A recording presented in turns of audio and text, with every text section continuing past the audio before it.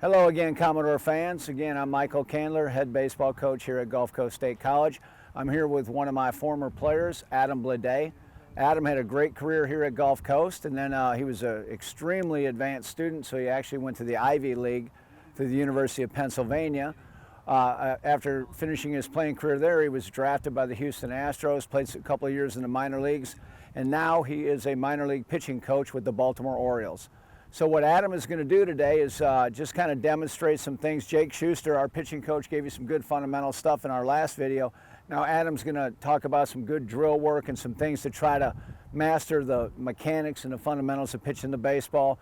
Again, for me, I've done this a long time. Adam is one of the smartest pitchers that I've ever been around. So I'm really looking forward to just kind of sitting back and listening to him and trying to learn from a professional coach. All right, hey guys, hope you're doing good.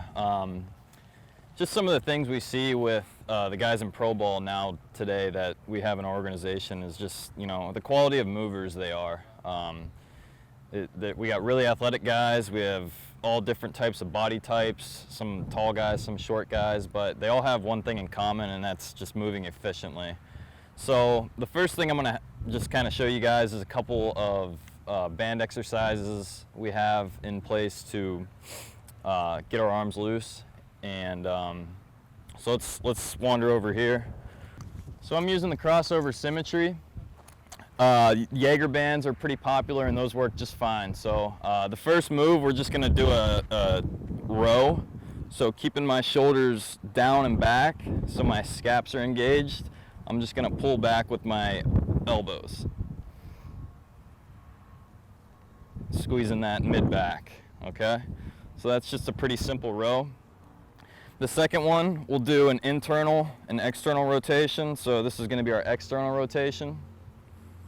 And then we switch sides to go internal with that same arm.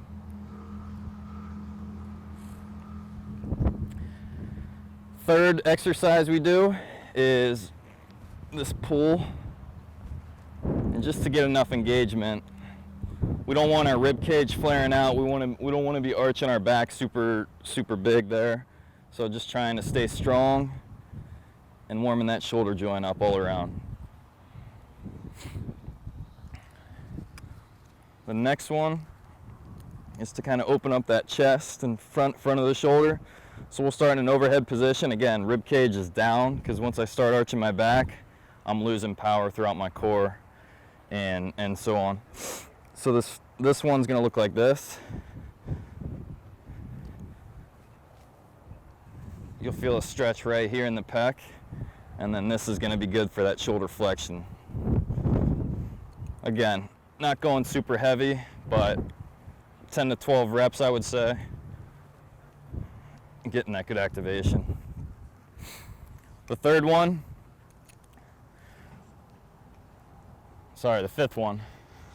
last one, is just going to be a punch almost. Just retracting those scaps and pushing them back out. Okay, so that can be done pre-throw and post-throw to kind of flush that lactic acid and blood out of there after a tough workout.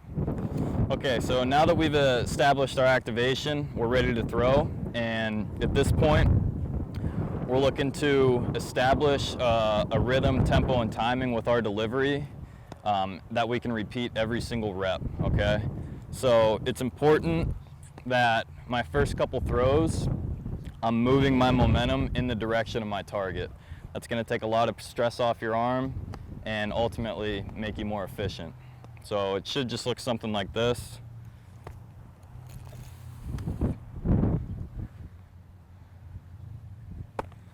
Again, establishing, moving my feet towards my target, using my body and just letting the arm kind of go for a ride.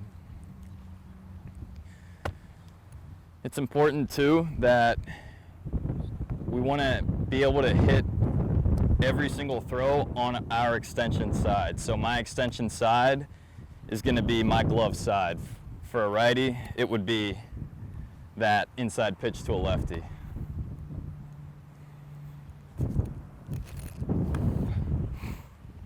And that's kind of just a direct feedback that I'm getting through the baseball, as opposed to early launching or casting out early, which can affect your elbow and shoulder as well.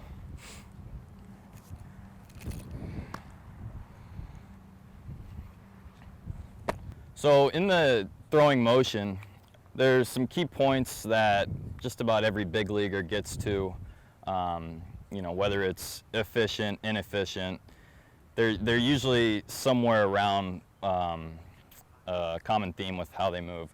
But one point of contact we like to stress is at front foot strike, the arm is up and not down, okay? And this is pretty popular, but when we see a lot of guys who are still reaching as their front foot is down with this back arm, it can tend to lead to injuries and stuff like that. So just a drill to kind of feel this out is, I'm a lefty, so I'm going to be here, and I'm assuming just a normal throwing position, okay? My arm is up inside 90, and what I'm going to do is just try and rotate to kind of feel that arm and feel my body working, as opposed to trying to muscle the baseball up. So it kind of looks something like this. Using my hips, using my core in connection with the ground to rotate. Okay, so anywhere from 5 to 10 reps. You can do those before throwing program, after. It's a good drill to be able to feel that front foot and arm up at the same time. Sorry, the arm up at front foot strike.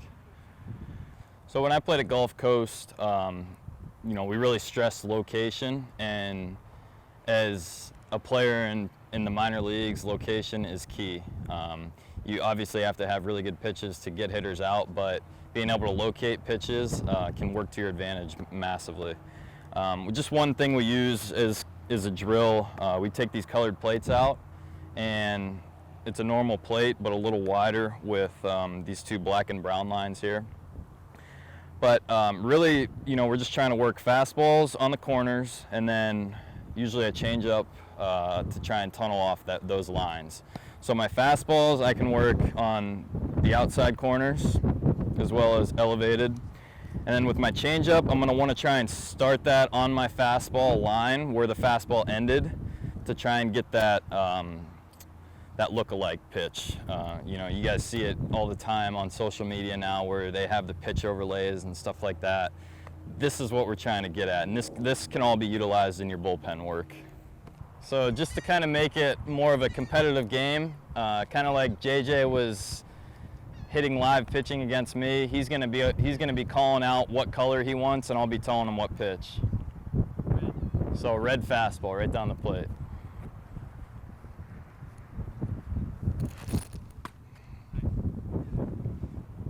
So I'd say that's a point there. All right, red fastball again. Not bad. So off of that line, those were two fastballs, pretty center cut, I would say. We'll try and make a changeup look like that as long as we can, but keep it on that outside of the plate. This is to a righty.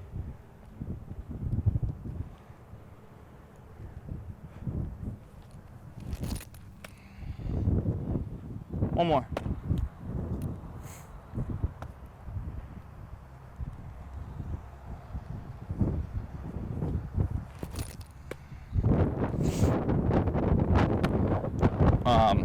Just a couple points for those that are younger, on the younger end of their youth baseball. I would say a changeup's probably a little better pitch right now, health-wise, than a curveball. That doesn't mean you can't throw curveballs or anything, but mastering a changeup is probably one of the most deceptive pitches in all of baseball. I mean, it gets big league hitters out all the time, so that's a healthy alternative to throwing a curveball.